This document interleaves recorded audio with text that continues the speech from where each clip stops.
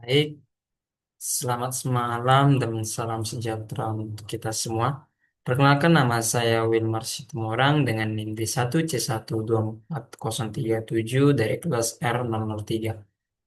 Baik, di sini saya akan menjawab soal-soal ujian mesin dan peralatan industri. Baik, maksud saya kita kembali ke soal yang pertama yaitu jelaskan perbedaan konsep sortasi dan grading pada hasil pertanian. Sebutkan contoh komoditas dan alat yang digunakan untuk masing-masing proses. Nah, sortasi memisahkan hasil panen yang baik dari yang jelek atau cacat. Sedangkan grading mengelompokkan produk berkualitas menjadi kelas mutu berdasarkan ukuran, warna, dan berat. Contoh komoditas untuk sort- sortasi adalah sayuran, sayuran wortel dan alatnya conveyor miring manual.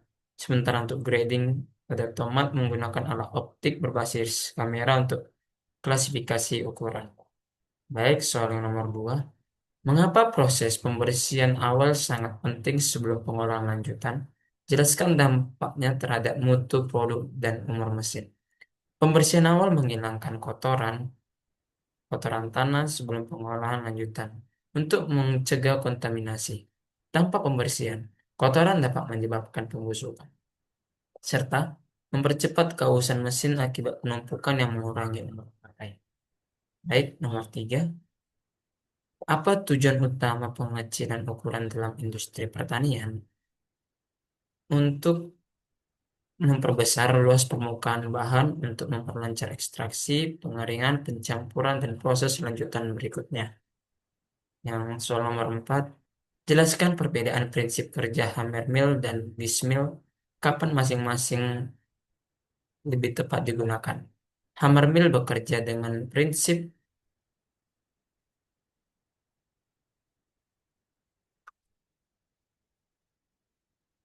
impact, di mana di mana palu berputar di mana palu berputar memukul bahan-bahan hingga hancur dan keluar melalui saringan. Hammer mill lebih efisien untuk volume besar dan kasar. Sedangkan dismill menggunakan gesekan antara dua piring yang bergerigi yang saling mendekat untuk menggiling bahan lembab menjadi halus. Dismill lebih efisien dipakai untuk bahan ukuran halus dan presisi. Yang kelima, jika terjadi kerusakan selama pemindahan bahan, faktor apa saja yang perlu dievaluasi?